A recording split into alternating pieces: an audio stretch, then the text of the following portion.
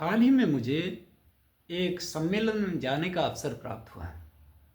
सम्मेलन का नाम था विराट हिंदू सम्मेलन। जिस ऑडिटोरियम में ये सम्मेलन आयोजित किया जा रहा था, इस ऑडिटोरियम में मैं पहले भी एक दो फंक्शंस में जा चुका था, इसलिए मुझे पता है कि इस ऑडिटोरियम में लगभग कितने व्यक्ति आ सकते हैं।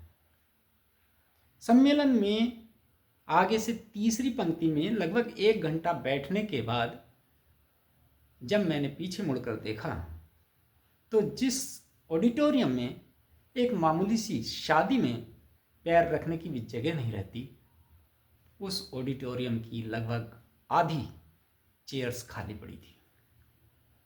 मन में एक विचार आया कि एक विराट हिंदू सम्मेलन एक ऐसे शहर में जहाँ पर हिंदुओं की वोट संख्या लगभग 10,000 है, 500 लोग भी एकत्रित ना हो सकें, तो इसका क्या कारण रहा होगा। जब गहराई से विचार किया तो कई बिंदु सामने आए। हो सकता है कि आयोजक इसको सफलतापूर्वक आयोजित ना कर पाए हों, या हो सकता है कि हिंदू समाज से ही कुछ एक लोगों ने अपने ही लोगों को महिमा मंडित करने के लिए सारे लोगों को आमंत्रित ना करा हो, या हो सकता है कि जो लोग नहीं आए उन्हें पहले से ही इस बात की भनक लग गई हो कि यहाँ कुछ अपात्र लोगों को बोलने का अवसर दिया जाएगा, या ये भी हो सकता है कि यहाँ आने वाले लोग एक विशेष ग्रुप से ही हों और उन्होंने ये प्लान बना लिया हो कि इस आयोजन को हम ही आयोजित कर लेते हैं और सारे हिंदुओं को ना बुलाएं। ज़्यादातर एकत्रित लोगों में 35 से 60-65 साल के व्यक्ति थे, अर्थात युवा गायब थे।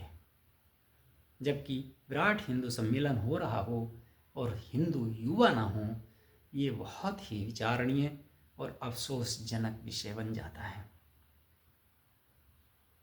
मैं इस पर खुलकर अपनी राय नहीं दे सकता, क्योंकि जिस पर भी ये वीडियो जाएगी उनमें बहुत सारे लोग ऐसे होंगे जो मुझे जानते होंगे।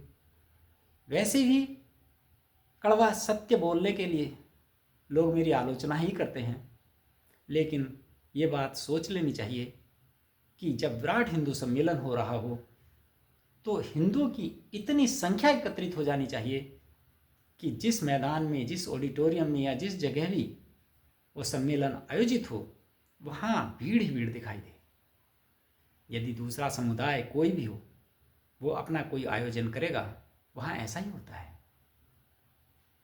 दूसरी बात यह है कि वहाँ पर किसी ने भी अपने इतिहास को प्रॉपरली नहीं रखा, सनातन संस्कृति के बारे में लोगों को प्रॉपरली नहीं बताया। यहाँ तक कि उन लोगों का जिक्र तक नहीं आया जो हिंदू संस्कृति और हिंदुस्तान की आन बान और शान को बचाने के लिए बलिदान हो गए। किसी ने रानी लक्ष्मीबाई का नाम नहीं लिया, किसी ने महाराणा प्रताप का नाम नहीं लिया। अर्थात सब लोग अपने अपने स्तर का ज्ञान बखारते रहे। 1 घंटे के बाद जब मेरी आत्मा बहुत अधिक दुखी, मैं वहाँ से उठ करके चला आया और घर आने के बाद मैंने सोचा कि जीवन का पहला ऐसा फंक्शन मैंने अटेंड किया जहाँ जा कर के मैं ये महसूस कर रहा हूँ कि मैंने अपने समय को ही नष्ट किया है।